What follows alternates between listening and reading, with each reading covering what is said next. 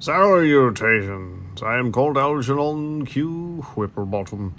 It is with great reverence that I serve as your guide on this telegenic offering, which aims to celebrate that most significant of mankind's achievements, the child's plaything, colloquially known as the toy.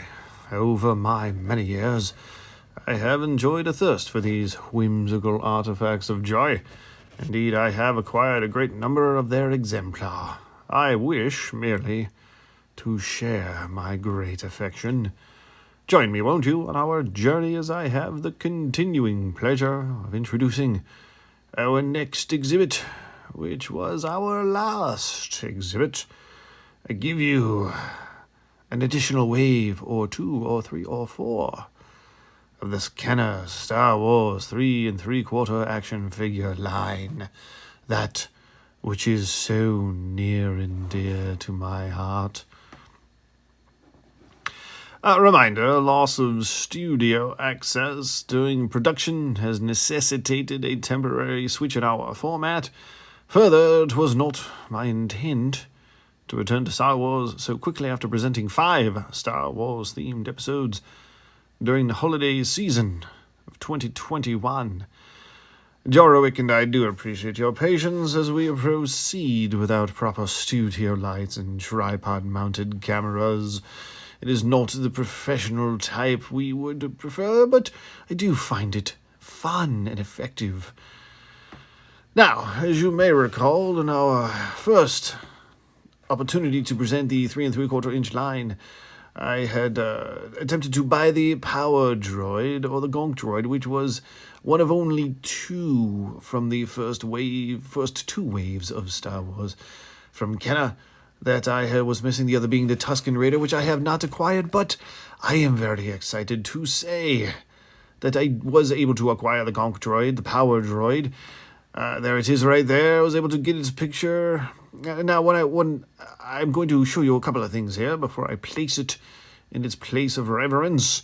I use an app from the Apple Store called iCollect. I am experimenting with a tracker as well. I'll show you a little bit of that later. But I collect to keep track because I like to have my collections, the details and the numbers of exemplars I have it in my pocket, because I do travel quite a bit, and one of the things I like doing is to go into some specialty stores, some novelty stores, some comic book stores are the best, and see if they have any numbers of these artifacts of joy that I can add to my collection, whether it be one I'm missing, a variant, or something else. So this is how I will be indexing my collection going forward. But before we go too more deeply into that, let's move on to this month's exemplars. And I am talking about those Kenner Star Wars figures from The Empire Strikes Back, one of my all-time favorite films, regardless of genre. It is that which enabled Star Wars to endure the events that took place in this movie, and one of its primary figures, Boba Fett. I don't know if many of you are watching the Boba Fett television show, The Book of Boba Fett, but suffice it to say, this is where he was his most legendary, his most mysterious, his most Boba-ness. An important thing of note is that Boba Fett was released in 1979, a year before The Empire Strikes Back debuted in theaters in May of 1980.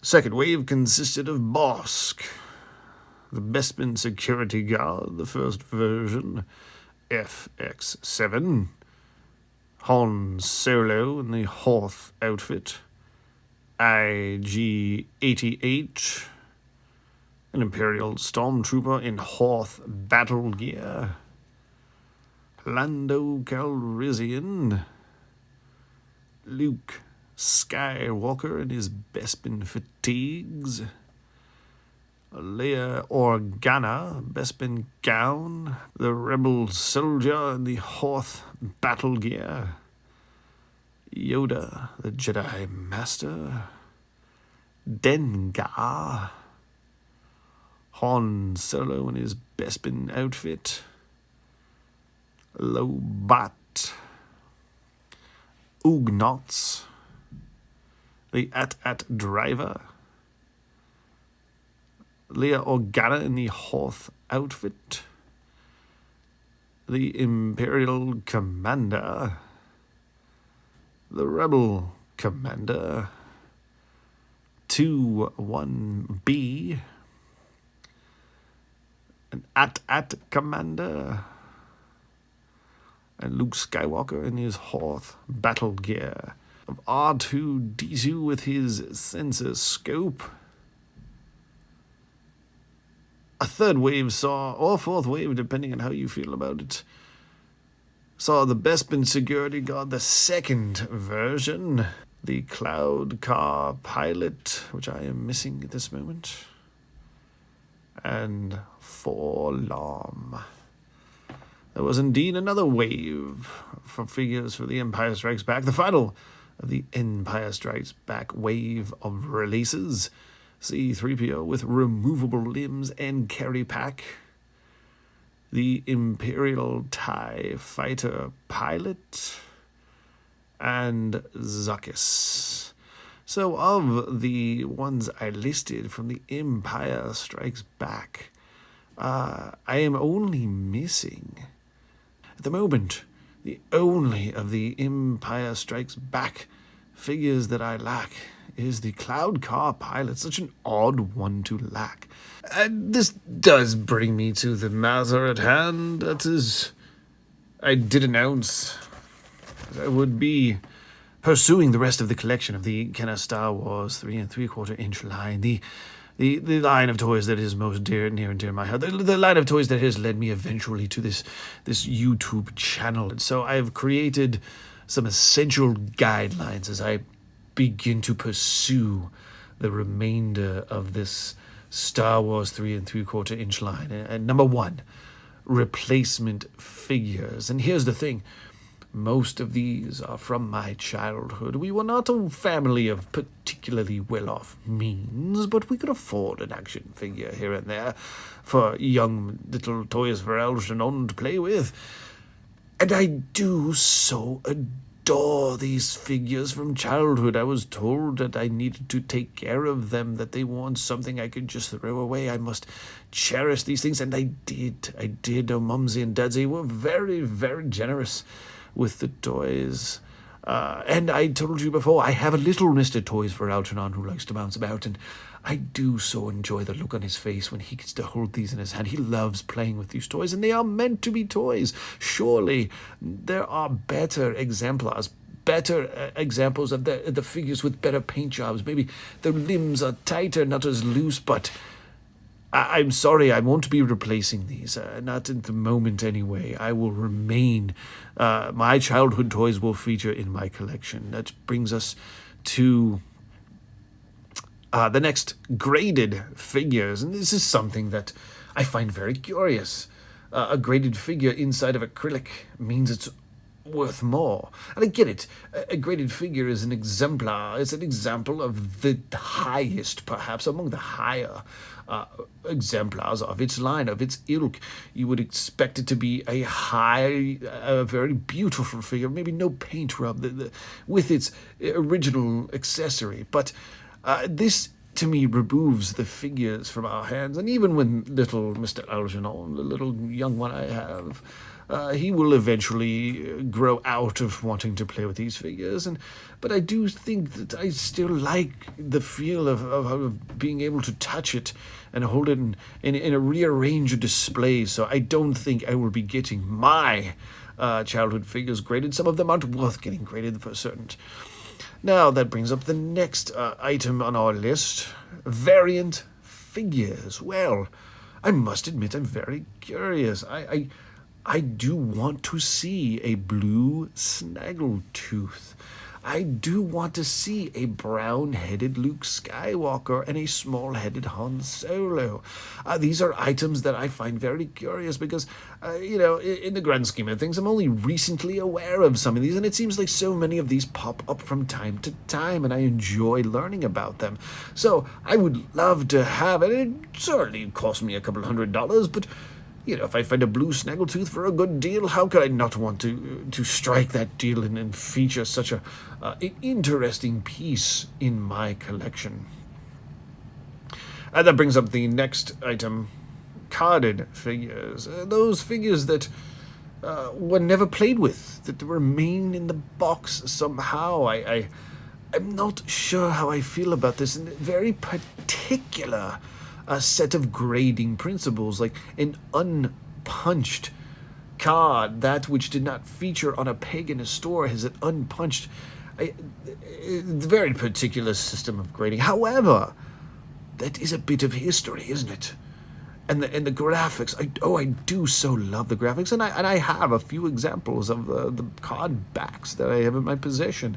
So I don't know if I will be actively pursuing the carded figures. I am going to actively pursue the loose figures, but if I see a good deal, I find it hard to believe that I would pass it up. So I am sort of even on this one. That brings up the next one, reproduced accessories. Unless absolutely necessary, I will not be pursuing replacement or reproduced accessories. And now, another one, reproduced figures. I must say, I've seen some remarkable work, but I'm undecided. And the elephant in the room perhaps being Yak Face. All right, the decision will be made based on him because he can run several $1,000s for a carded figure. I've seen a loose, authentic Yak Face go for nearly $500, maybe $600, and for Yak Face. Now, if we were talking about, let's say they had produced Darth Vader with a removable helmet, I must say I'm tempted. But Yak Face, I don't know if I'm going to spend $600 on Yak Face yet. The problem remains, that is an empty spot in our journey. I must say, I haven't decided yet. I'm not sure where to go with that. Perhaps those of you could offer your opinions. I'd certainly love to hear them. All right, this is interesting. I really would like to know some opinions on this. Certainly anything before the last 17 I will be acquiring, will be authentic, it will be from the original Kenner line. But the last 17, as I stated, a very interesting conversation to have, especially given the exorbitant price. I want to present a multitude of artifacts of joy here on Toys for Algernon, and if I pursue all of those, let's think about some of them too. The Imperial Dignitary, you could run a couple $100, and for what? The Imperial Dignitary? I mean, I don't know. Yak Face the Imperial Dignitary could run you almost $1,000, depending on when you're looking for them. This seems a bit silly to me. All right. Perhaps some of you have some advice or some thoughts or want to offer your counsel on this, and I will endeavor to make a decision by the next episode on whether or not I will be pursuing reproduction figures and what my methodology and what my mindset is going to be going forward. But for now, it's time to rearrange our display and get some of those new figures. The Empire Strikes Back, as you see, our display is growing. Running out of room, another problem I'm going to have to tackle. I've found some very interesting displays. I know people are calling it shelf porn or storage porn, which I find to be a rather whimsical term. It gives me a chuckle. I do enjoy seeing what other people have come up with in terms of their collection, and I'm very much looking forward to figuring out mine. All right, then, there we have it. Perhaps next time we'll be able to add the Cloud Car Pilot or the Tusken Raider, as those are the only two we seem to be missing at the moment, unless you have noticed something that, other than variants, that I am lacking. All right. Any questions? I will put them in the chat or the comments. I'd be happy to answer you and hear your thoughts, and perhaps some of you are taking a similar journey. All right, then. Until then, we shall dim the lights.